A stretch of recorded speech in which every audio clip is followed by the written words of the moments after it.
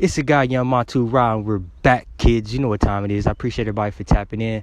Much love to everybody out there listening to this. I want you to open up your minds on this episode. We got the full moon in Leo, but we're going to talk about Pluto tapping into Aquarius, as well as being in opposition of this full moon. So we got a lot to break down. Shout out to all my gods and goddesses out there. It's the God, young Montu-Ra, young seer, young sorcerer, young oracle. I'm musician, artist, producer, and DJ. And on today, we got another great one. Thank you, everybody, for tapping in. I want to give a sidebar to I got my first project coming out January 27th, 369, and that's going to be dropping everywhere, and I might even drop it on here. But let's get into it. So today, as I'm recording this, we got the full moon later on this evening. But if you are in the United States, Eastern time, it's going to be at its peak at about 12:54 p.m. PST time. It's going to be 9:54 A if you're on the West Coast, 8:54 p if you are in the UK, and 9:54 p.m. CEST time. So, we're going to talk about this full moon in Leo. My sun is in Leo. I'm feeling this energy, but I want people to know what's really going on in the depths of our life here. This is going to be game changing. This is going to be era defining astrology talk, because Pluto has been dancing between Capricorn and Aquarius for the past 10 fucking months, and we've been talking about this shit for the past 10 of them. So with this first entrance being around in March 2023 that we talked about, if you've been following me, this is that re-entrance, this is that return, this is that introduction to already understanding, in a sense, because Pluto takes so fucking long to orbit around the sun, about 248 years, give or take. So it spends a ton of time in one sign. So when we're dancing between Capricorn and Aquarius, sorry about that car back there. I'm actually outside recording this, but when we're talking about 248 fucking years for it to orbit around the sun, it's going to spend so much time in one sign. So what does Pluto mean in the sense of being in an Aquarius? We know this eccentric Pluto energy tapped in with Aquarius energy, tapping in with expressing ourselves, but understanding that we actually have to go back down to the underworld to find these different gems, to find these different secrets, to find these different attributes to our life to help us understand who we are and what our meaning and purpose is here on this plane here. And I'm talking personally and collectively. We're going to talk a lot about this shit happening, especially with Aquarius, with this technology, with these cryptos we talked about, with the spirituality, how this is all tapping into us and actually impacting us as a collective. You know what I'm saying? So this represents, I believe this transition for us is going to represent that life that goes unchecked sometimes. Something might be corrupted in us. Something might be, we might have some loose ends that need to be tied. You know what I'm saying? So this is something that we're going to have to deal with, and it's going to be frightening to our egos as well. This is going to be something that I believe is going to help us, but it's going to be a bit scary in the sense of these creepy crawly energies in the underworld that we haven't been tapped into for quite some time. You know what I mean? We're talking and we're going to talk about some history in it, but we're talking 248 years since this.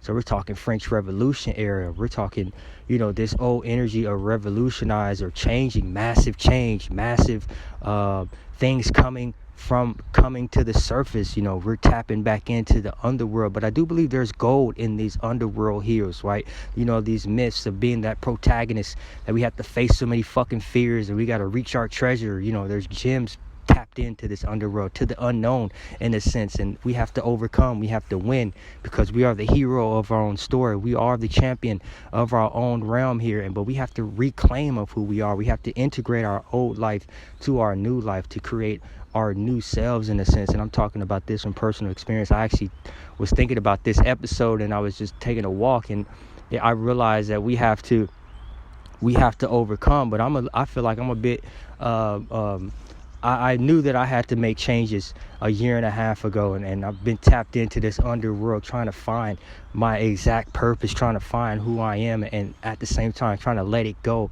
and knowing that it's going to come. But I knew I had to make a change, and a lot of us do, and we were up to a degree of being secure, having things better in order, not knowing exactly every pinpoint of our lives, but then we say, something's missing. I gotta go back to the underworld. I gotta go back down this fucking mountain because I left something there. Something ain't sitting right with me, and that's how I was feeling.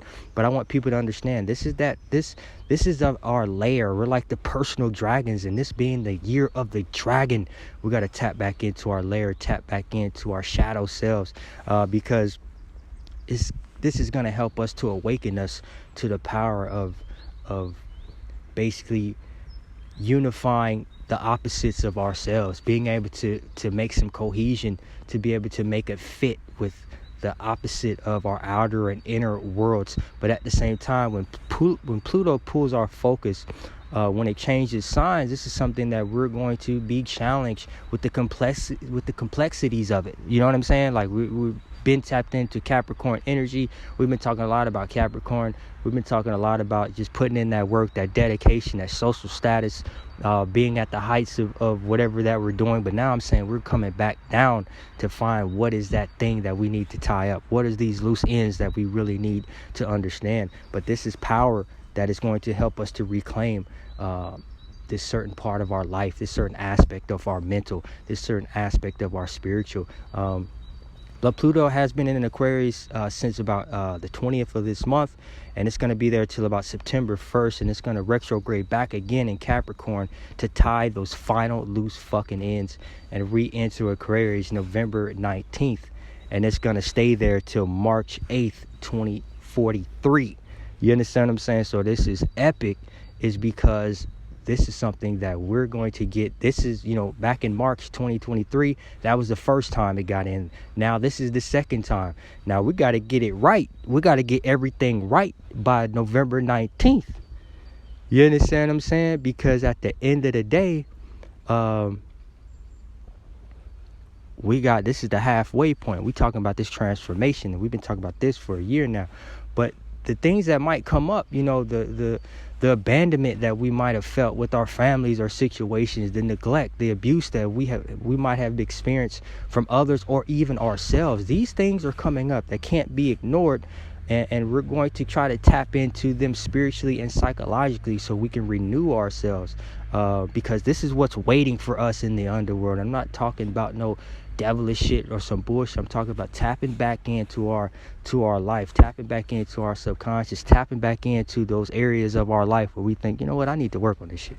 What the fuck am I doing? You understand what I'm saying? And we can all kind of relate to that. But in Aquarius, Pluto is going to reflect the power of the collective as well. So these technological advances that we've been talking about, the crypto, we've been talking about blockchain, we've been talking about AI, all this type of shit is happening. But I don't believe it's going to start until really 2025, 2030. I mean, we can see it now, but this is that evolution of who we are as people.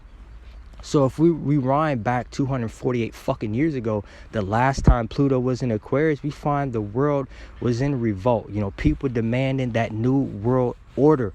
And I believe they're doing the same thing now. And I do believe this had started, a few years back. But when we go back to 248 years ago, we're talking the American Revolution, the French Revolutions, the Industrial Revolution was in full swing. So this is the fourth industrial revolution, and my in my own beliefs is because we had the .com era, we had the trains, the planes. You think about these different revolutions that we had. Now we got this crypto coming in. Now we have these different technologies that we can't see. Now we have robots coming in. We're going to see a lot of that 2025, 2030 and beyond. We're going to see a lot of this because there's this different dynamic of where we know things are changing. Back then, it was probably different in regards to the type of technology or the type of social upheaval. That it could be reckoning to the power of a certain situation back then. But I want people to think of the signs as the style within which the planet does its job. So Aquarius' style is to be forward thinking, is to be innovative, is to be detached, is to be a visionary. That's why we call ourselves young seers, because we are visionaries to be able to see.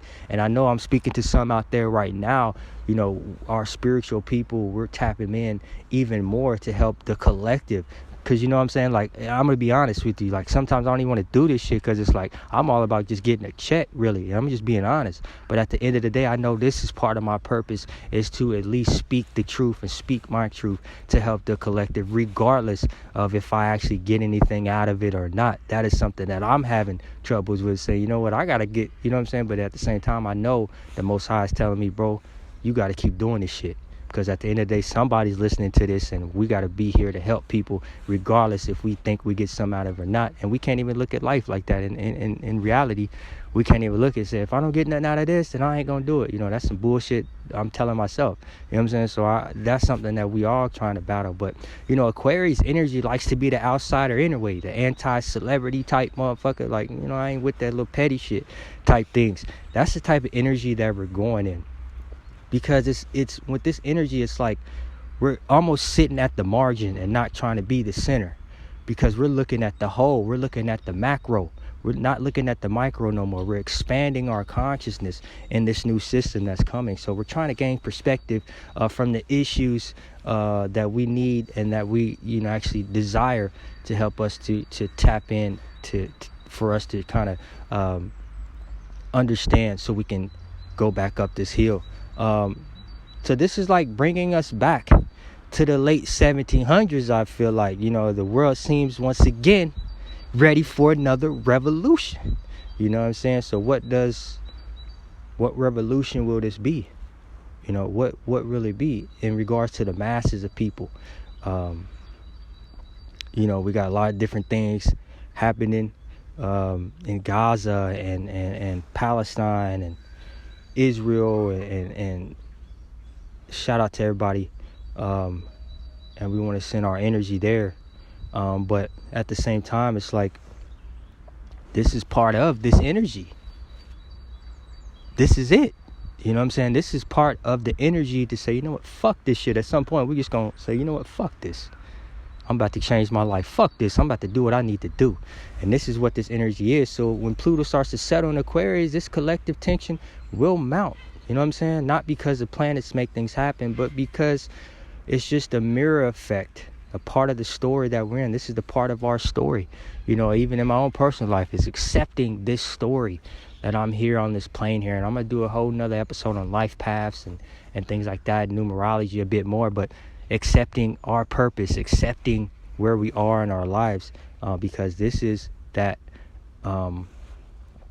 context of where we're trying to reclaim and get back to understanding that we are the hero of our own journey. So what does that have to do with the full moon in Leo? Well, you know what I'm saying, alongside, you know, Pluto's re-entrance to Aquarius, we have to remember Aquarius is an air sign, Aquarius is an air sign, Leo is a fire sign. So we're coming at like a crossroads, in a sense, a tug of war of this energy.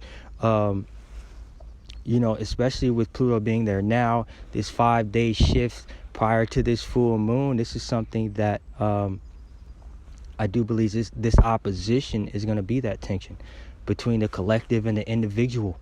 You know, our individual reality of that Leo energy, being the star of the show. You know, I'm going to talk about it, being the star of the show, being our own boss, telling ourselves what to do, not taking shit from nobody. You understand what I'm saying? Being flashy, being confident. And at the same time, with this Aquarius energy, is saying, no, look at it from a wider point of view. Don't be in the center, be on the outskirts. You know what I'm saying? Stay low key. Get the innovation of our life right, changing our lives.